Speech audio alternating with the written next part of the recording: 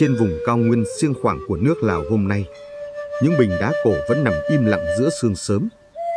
Chúng là chứng nhân của một nền văn hóa xa xưa, vương quốc Bồn Man, hay còn gọi là Trấn Ninh trong sử sách Việt. Từ thế kỷ 16, nơi đây từng là kinh đô của người Phú An, xứ sở của 62 ngôi tháp và đền vàng rực rỡ. Một thành quốc trù phú nằm giữa ngã ba của Đại Việt, Lào và Xiêm La.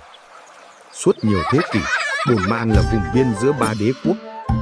Một bước sang phía đông là đất Việt, một ngày đường sang phía tây là Xiêm La, và giữa họ, Trấn Ninh giữ phận chư hầu, triều cống cho cả đôi bên. Người Phú An đã sống nơi đây từ ngàn năm, giữ phong tục, tiếng nói riêng giữa vùng biên của các triều đại.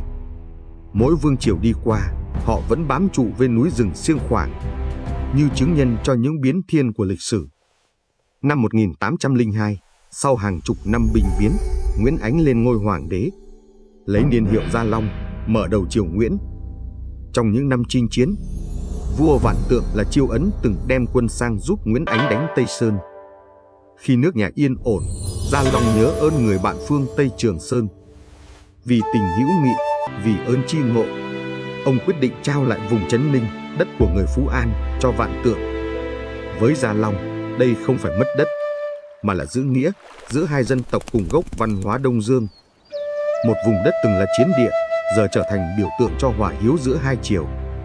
Từ đó, vùng xiêng khoảng trở lại với nước Lào, như một khúc giao hòa giữa ơn nghĩa và lịch sử. 20 năm sau, khi Gia Long băng hà, Xiêm La đem quân vượt sông Mê Công, đánh diệt Vạn Tượng. Kinh đô Vạn Tượng chìm trong biển lửa. Nhà vua Chiêu A Nỗ thất thế, trốn chạy về phía Bắc. Giữa loạn lạc, thủ trưởng Trấn Ninh, Chiêu Nội, lo sợ Xiêm chiếm đất, liền sai sứ sang Huế xin thần phục Đại Nam. Tại kinh thành Huế, vua Minh Mạng tiếp nhận tin này và nói: Trấn Ninh vốn là bờ cõi cũ của ta, nay dân man tự dâng, chẳng mất một mũi tên mà được người xa thần phục. Thế là Trấn Ninh trở lại bản đồ Đại Nam. Triều đình lập lại phủ Trấn Ninh, dựng thành, lập huyện, chia 7 đơn vị hành chính. Các quan Việt được cử sang cai trị vùng biên, đặt đồn phòng thủ chống Xiêm và các mường biên giới. Nhưng vùng đất hiểm yếu này, nơi giao giữa Xiêm, Lào, Việt, chưa bao giờ yên bình. Từ đây, Trấn Ninh trở thành phên dậu phía tây của Đại Nam. Vừa là vùng đất bảo vệ, vừa là nơi khởi đầu cho những biến động mới. Đầu thế kỷ 19, quân Xiêm liên tiếp xâm lược vùng Trấn Ninh. Nhiều ngôi làng bị đốt phá, dân chúng bị bắt rời về bờ Tây Mê Công. Hàng nghìn người Phú An và Lào bị cưỡng bức di cư sang Xiêm.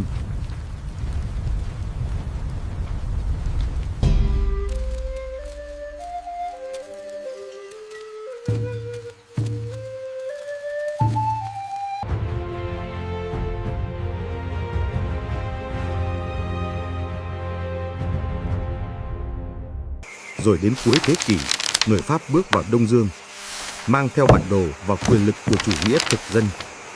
Năm 1893, Hiệp ước Pháp-Xiêm được ký kết. Pháp ép Xiêm phải cắt toàn bộ vùng đất phía đông sông Mê Công, trong đó có xiêng khoảng, Trấn Ninh, trả về cho nước Lào thuộc Pháp.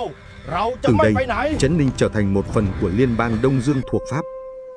Lần trao trả thứ 3, không bằng gươm giáo, mà bằng chữ ký trên bàn ngoại giao. 3 lần đổi chủ, 3 lần trở về.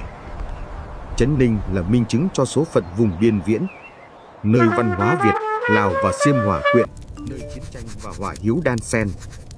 Từ Gia Long đến Minh Mạng, rồi đến người Pháp, lịch sử đã khép lại một vòng, để Trấn Ninh trở về với đất Lào, nơi nó thuộc về từ thuở đầu.